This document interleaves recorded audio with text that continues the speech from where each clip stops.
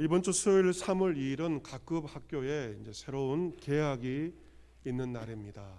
상급 학교에 진학하기도 하고 또 새로운 학년을 맞이하게 됩니다. 이 3월 2일은 학생들에도 중요한 날이지만 우리 그리스도인에게 굉장히 중요한 날이 3월 2일입니다. 교회는 3월 2일을 가리켜서 제수요일, 성의 수요일이라고 이번 3월 2일을 부르고 있습니다. 이번 주 수요일 3월 2일부터 부활절 전날인 4월 16일까지 주일을 뺀 40일을 가리켜서 사순절이라고 그렇게 지키고 있습니다. 왜 40일로 정화했는가? 이유가 있습니다. 공생의 사역을 하시기 전 광야에서 40일 동안 금식하신 예수님을 본받으며 우리 역시 경건과 절제의 시간들을 보내게 됩니다. 이 사순절은 예수 그리스도의 십자가의 고난 그리고 부활의 영광을 묵상하는 절기입니다. 고난을 통하여 영광에 이르게 되는 것이죠. 우리를 살리시기 위해 십자가에 못 박혀 돌아가신 주님의 고난을 묵상하며 그 사랑을 묵상하며 구원받은 백성답게 살지 못한 우리의 모든 그릇된 삶을 참회하는 기간이 바로 사순절입니다.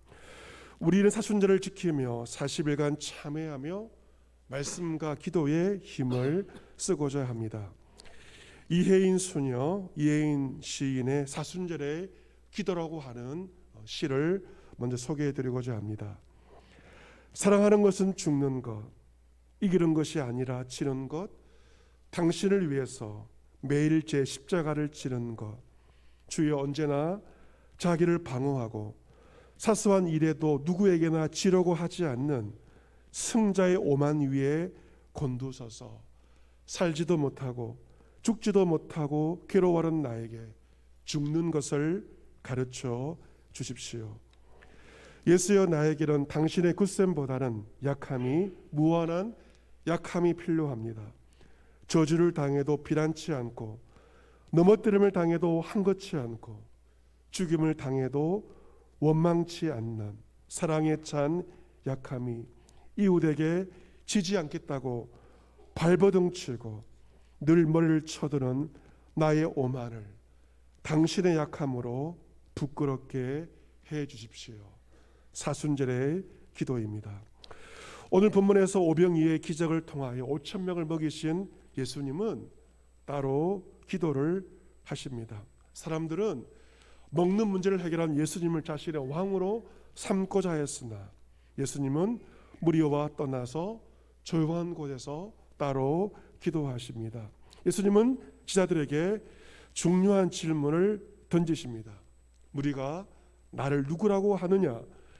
많은 무리가 나를 누구라고 하느냐? 제자들은 저마다 사람들의 말을 옮겨서 말합니다. 어떤 사람은 세례 요한이라고 말합니다. 어떤 사람은 엘리야가 환생했다고 말합니다. 어떤 사람은 예선자 중에 한 사람이 살아났다고 이런저런 말들을 하고 있습니다. 예수님은 또 한 번의 질문을 던지십니다. 너희는 나를 누구라 하느냐? 너는 나를 누구라 하느냐? 지금 예수님은 우리 각자에게 이렇게 질문하실지 모릅니다. 너는 나를 누구라고 하니? 여러분에게 예수님은 어떤 분으로 고백하십니까? 베드로가 답을 합니다. 하나님의 그리스도이십니다. 이 그리스도란 구원자란 뜻을 가지고 있습니다. 하나님의 그리스도, 하나님께서 보내신 구원자입니다 라고 답을 합니다. 오늘 본문과 병행 본문이 마태복음 16장에서 베드로의 답이 이렇게 기록되어 있죠. 주는 그리스도시요 살아계신 하나님의 아들이십니다. 주는 그리스도시요 살아계신 하나님의 아들이십니다. 이 말을 듣고 예수님은 시몬 베드로에게 너가 참 복이 있다, 참으로 복되도다 말씀을 하십니다. 이것을 내게 알게 하신 이는 혈육이 아니다, 사람이 알려준 것이 아니다, 하늘에 계신 내 아버지께서 알려주신 것이다 라고 말씀하십니다. 성령이 아니고서는 우리는 예수님을 구원자로 주님으로 하나님의 그리스도라고 고백할 수가 없는 것이죠. 우리도 성령의 감동을 받아 성령의 인도하심 받아 예수님을 그리스도요 살아계신 하나님의 아들로 우리는 고백을 한 것입니다. 예수님이 이 고백을 들으신 다음에 자신의 고난, 자신의 영광에 대해서, 부활의 영광에 대해서 처음으로 말씀하십니다. 본문 22절 우리 같이 한번 읽어보겠습니다. 22절 같이 읽습니다. 시작. 이르시되 인자가 많은 고난을 받고 장로들과 대제사장들과 서기관들에게 버림받아 죽임을 당하고 제3일에 살아나야 하리라 하시고. 아멘. 세 가지에 대해서 말씀하십니다. 인자가 첫 번째 많은 고난을 받게 된다는 것이다. 또한 장로들과 대제사장들과 서기관들에게 버림받는다는 것입니다. 세 번째는 무엇입니까? 마침내 죽임을 당하게 된다. 이 세 가지, 첫 번째 고난, 두 번째 버림받는다는 것, 세 번째 죽음, 이 세 가지는 모두가 싫어하고 아예 입에서조차 언급하기 싫어하는 것들이 바로 이 세 가지이죠. 고난당함, 버림받음, 죽음. 하지만 하나님의 그리스도인 예수님은 이 세 가지를 다 겪게 된다는 것입니다. 아무런 죄가 없는 하나님의 그리스도 예수님이 이 모든 고난을 당한 이유가 무엇이겠습니까? 우리의 구원을 위해서 이 모든 일들을 겪게 되시는 것이죠. 그리고 죽은 지 3일 만에 살아나야 하리라 말씀하십니다. 고난과 죽음이 끝이 아니고 고난과 죽음 후에 부활의 영광이 임하게 된다는 것입니다. 사람들은 그를 죽였지만 하나님께서 그를 다시 살리실 것을 말씀하십니다. 예수님의 고난과 죽음은 온 인류 나의 구원을 위한 고난이기에 하나님의 그리스도인 예수님께서 결코 피할 수 없는 치료해야 되는 그러한 고난이었습니다. 지금 예수님은 갈릴리를 정든 갈릴리 고향을 떠나 수도인 예루살렘으로 길을 가고 있습니다. 왜 예수님은 예루살렘으로 가시는 것일까요?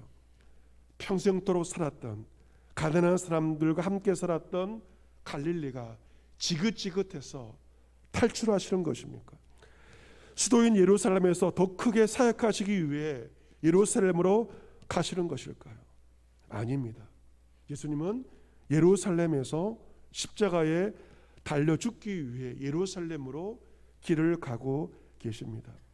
살기 위해서가 아니라 죽기 위해서, 더 잘 살기 위해서가 아니라 고난과 죽음을 당하기 위해 예루살렘으로 그 길을 올라가고 있습니다. 예수님은 그 길에서 지독이 처음으로 자신이 고난당하지만 반드시 부활할 것을 처음으로 예고하십니다. 그런데 이 고난은 예수님에게 해당되는 것은 아닙니다. 예수 그리스도를 믿고 따르는 이들도 반드시 그의 고난에 참여해야 함을 주님께서 말씀하십니다. 본문 23절 같이 한번 크게 읽어보겠습니다. 23절 같이 읽습니다. 시작. 또 무리에게 이르시되 아무든지 나를 따라오려거든 자기를 부인하고 날마다 제 십자가를 지고 나를 따를 것이니라. 아멘. 주님을 따르는 것이 어떤 것인지에 대해서 주님께서 말씀하십니다. 첫 번째로 자기를 부인하리라. 두 번째로 날마다 제 십자가를 지고 나를 따를 것이니라 말씀하십니다. 주님을 따른다는 것은 먼저 자기를 부인하는 것으로 시작됩니다. 자기를 부인하지 않고서 주님을 결코 따를 수가 없습니다. 이 자기란 하나님께 거역하는 자기 중심적인 죄성을 가리킵니다. 아담의 후배인 모든 인간에게는 이 죄성이 있습니다. 하나님께 거역하는 자기 중심적인 죄성을 다 가지고 있습니다. 생각과 행동을 본능적으로 하나님 중심이 아니라 자기 중심적으로 하는 것입니다. 결국에는 자기 속에는 옳은 대로 판단하고 행하는 것입니다.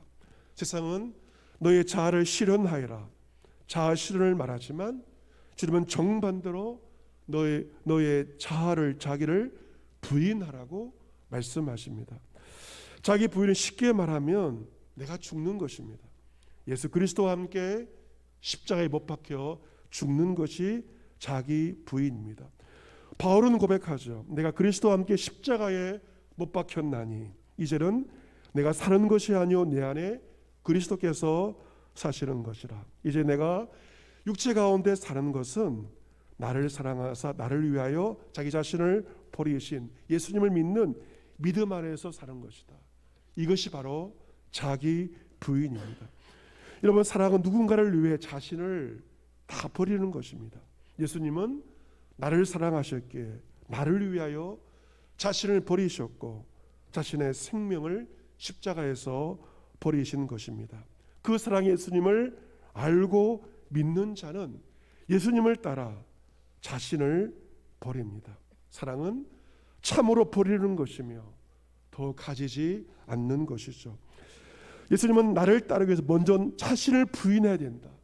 두 번째로 날마다 제 십자가를 지고 나를 따르라 말씀하십니다. 여러분, 십자가는 예수님이 지고 가신 십자가가 있고 내가 지고 가야 할 십자가가 있는 것입니다. 예수님 지고 가신 그 십자가 감히 우리가 질 수 없는 십자가입니다. 그런데 우리 각자가 져야 하는 제 십자가, 나만의 십자가가 있다는 것이죠. 누구도 대신 질 수 없는 오직 나만이 감당해야 하는 나의 십자가가 있습니다. 나만이 짊어져야 하는 그 십자가를 날마다 지고 예수 그리스도를 따를 것을 주님께서 말씀하십니다. 여러분에게도 여러분 각자가 지고 가야 하는 나의 십자가가 반드시 있다는 것입니다.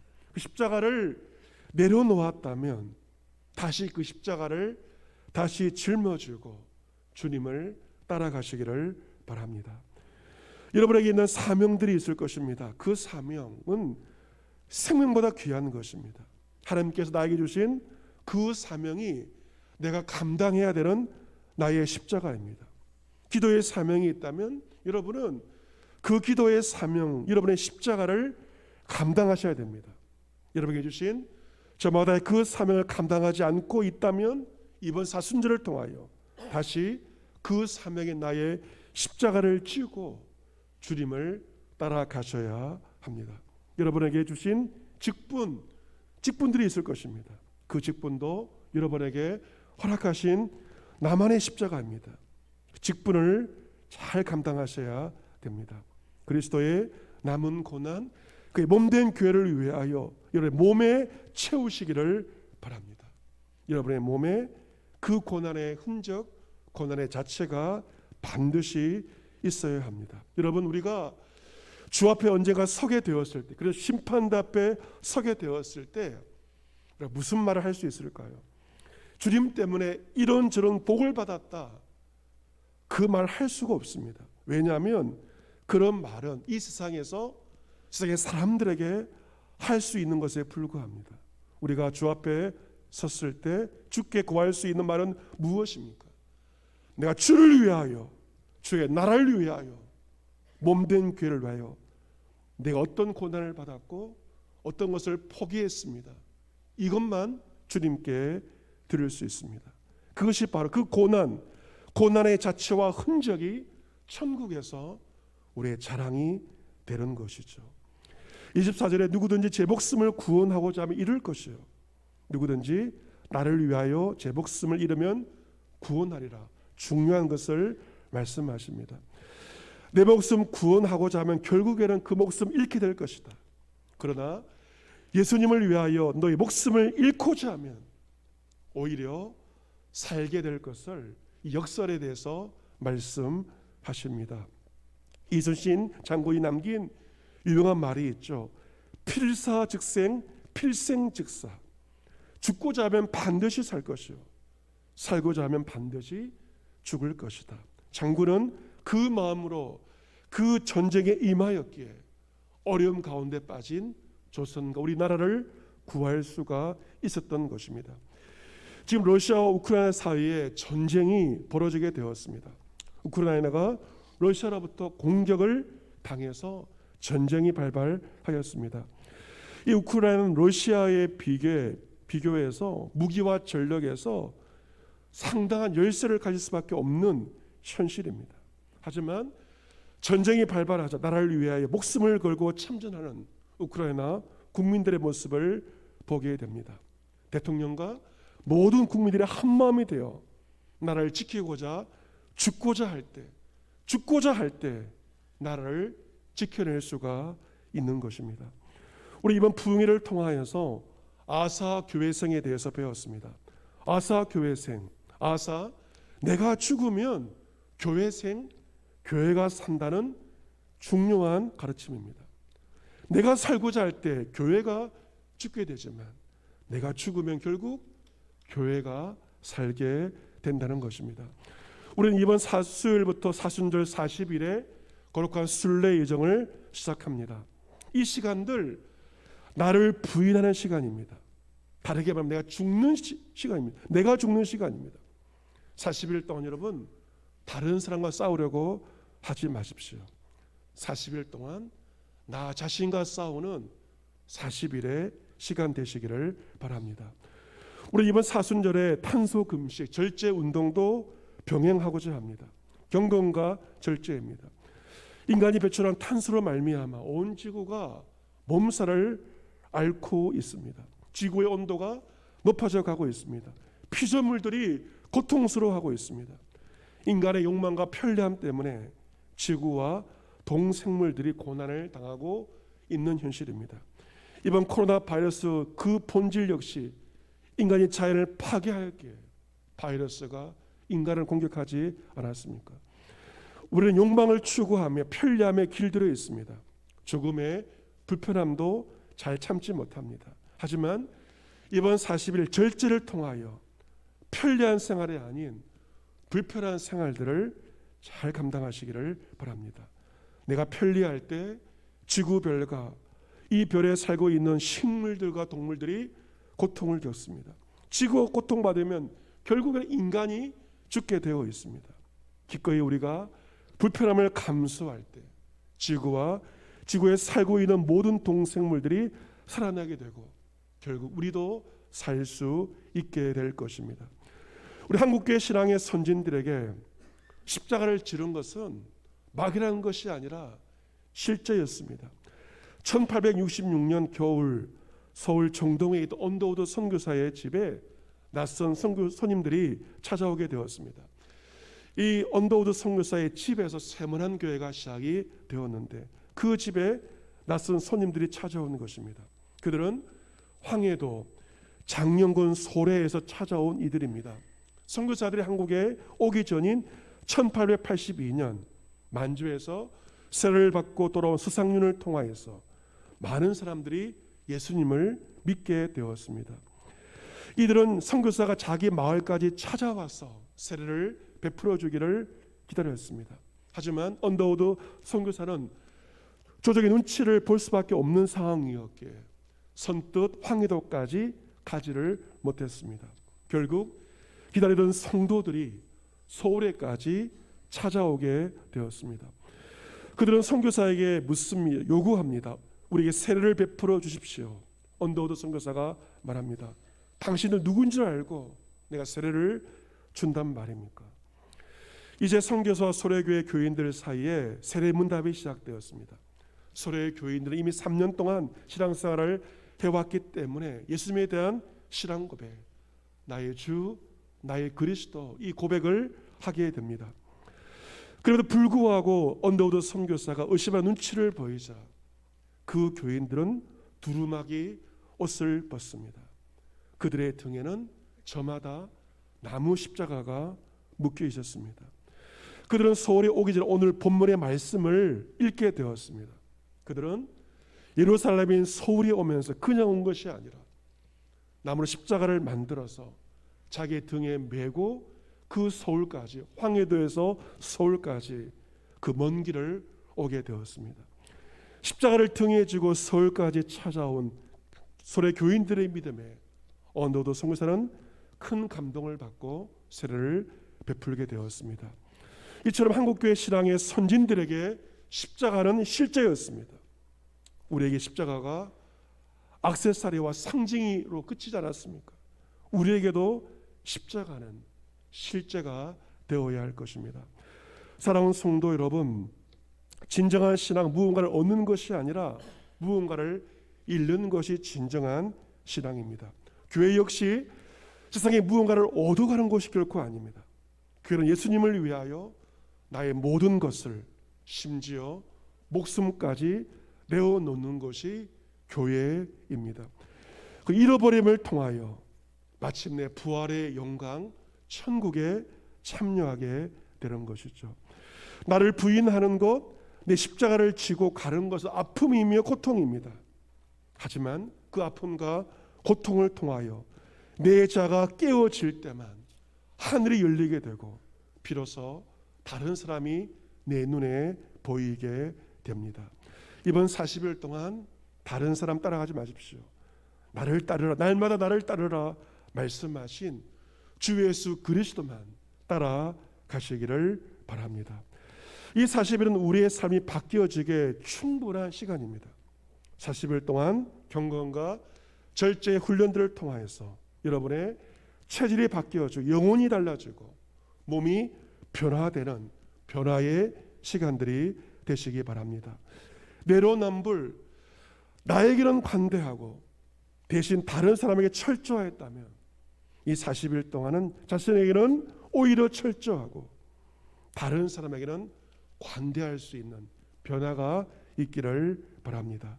이 40일 동안 죽는 법을 배우시고 죽는 법을 위해서 기도하시기를 바랍니다.